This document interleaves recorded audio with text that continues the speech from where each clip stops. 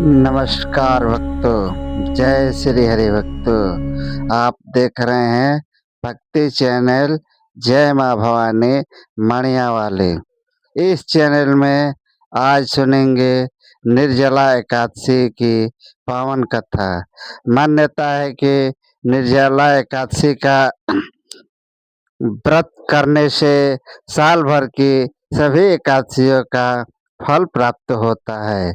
इस कथा को सुनने मात्र से पापों का नाश होता है और भगवान विष्णु की कृपा प्राप्त होती है। इस कथा को पूरा सुने, लाइक करें, शेयर करें और चैनल को सब्सक्राइब जरूर करें। जय श्री हरि भक्तों। तो अब हम शुरू करते हैं निर्जला एकादशी की पावन कथा। श्री भीमसेन बोले कि हे पितामह, भ्राता युधिष्ठिर, माता कुंती, द्रौपदी, अर्जुन, नकुल और सहदेव आज एकादशी के दिन व्रत करते हैं और मुझसे एकादशी के दिन अन्न खाने को मना करते हैं।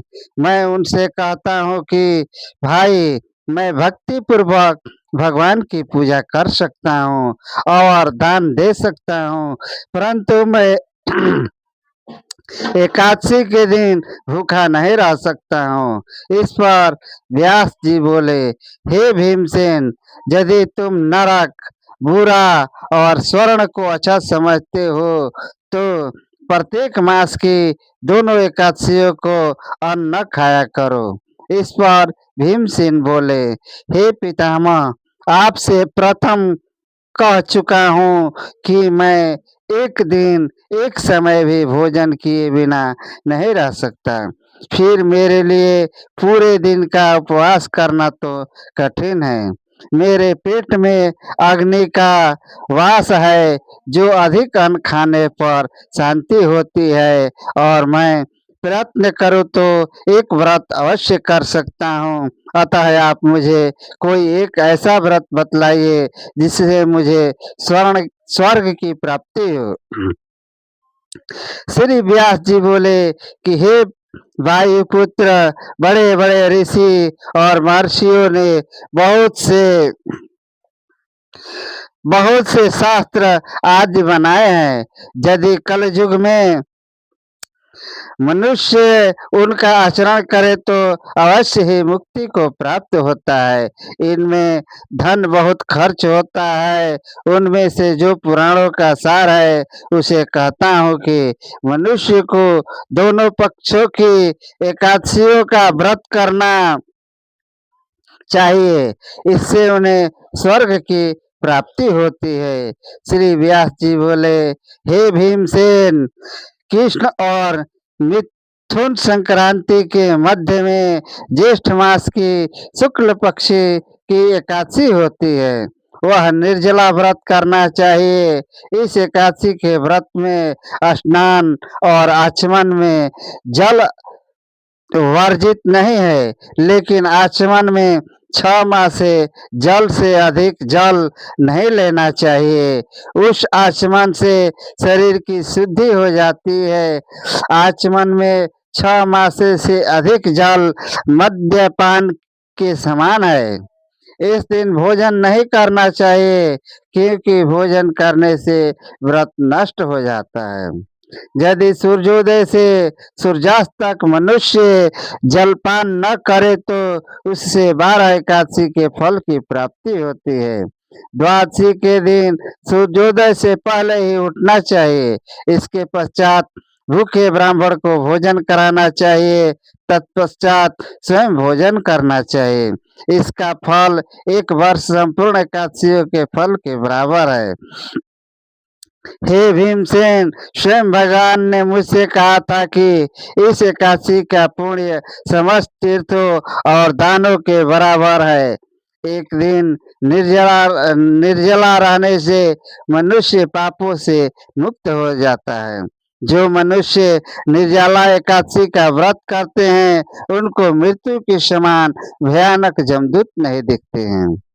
उस समय भगवान विष्णु के दूत स्वर्ग से आते हैं और उसको पुष्पक विमान पर बैठाकर स्वर्ग को ले जाते हैं। अतः संसार में सबसे बड़े निर्जला एकादशी का व्रत है।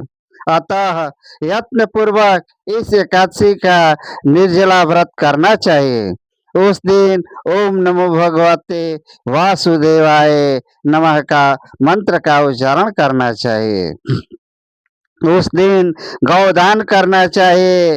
व्यास देव जी ने के ऐसे वचन सुनकर उसने निर्जला व्रत किया। इस एकादशी को भीमसेन व पांडव एकादशी भी कहते हैं। निर्जल व्रत करने से पहले भगवान की कृपा करनी चाहिए, भगवान की पूजा करनी चाहिए और उनसे विनय करनी चाहिए कि हे भगवान, आज मैं निर्जला व्रत करता हूँ, इसके दूसरे दिन भोजन करूँगा, मैं इस व्रत को श्रद्धापूर्वक करूँगा, उससे मेरे सब पाप नष्ट हो जाएं। इस दिन एक बड़े वस्त्र से ढककर स्वर्ण सहित दान करना चाहिए। जो मनुष्य इस व्रत का प्रहर में स्नान तप आदि करते हैं, उनको करोड़ों फल स्वर्ण दान का फल मिलता है। जो मनुष्य इस दिन यज्ञ होम आदि करते हैं, उसका फल वर्णन भी नहीं हो सकता। इस निर्जला एकादशी के व्रत से मनुष्य विष्णु लोक को जाता है। जो मनुष्य इसी दिन अन्न खाते हैं, उसे चंडाल समझना चाहिए, वे अंत में नरक जाते हैं। ब्रह्म हत्यारे, मद्यपान करने वाले, चोरी करने वाले, गुरु से द्वेष करने वाले, असत्य बोलने वाले इस व्रत को करने से स्वर्ग को जाते हैं। हे कुंती, जो पुरुष या स्त्री इस व्रत को श्रद्धापूर्वक करते हैं, उनके निम्नलिखित कर्तव्य है।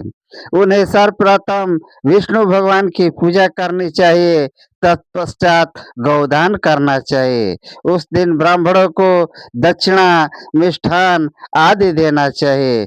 निर्जला के दिन अन्न, वस्त्र, छत्र, उपहान आदि का दान करना चाहिए। जो मनुष्य इस कथा को प्रेम पूर्वक सुनते व पढ़ते हैं, उनको स्वर्ग की प्राप्ति होती है। इस तो भक्तों, यह थी निर्जला एकादशी व्रत की पावन कथा। यदि आपको यह कथा पसंद आई हो तो वीडियो को लाइक, शेयर और सब्सक्राइब जरूर करें। भगवान विष्णु की कृपा आप पर, आपके परिवार पर सदैव बनी रहे। निर्जला एकादशी का यह पुण्य पर्व आपके जीवन में सुख, शांति और समृद्धि लेकर आए। कमेंट में लिखे जय श्री हरि। मिलते हैं अगले भक्ति वीडियो में। जय श्री हरि। जय विष्णु भगवान की जय। जय माँ भवानी मणिया वाली की जय।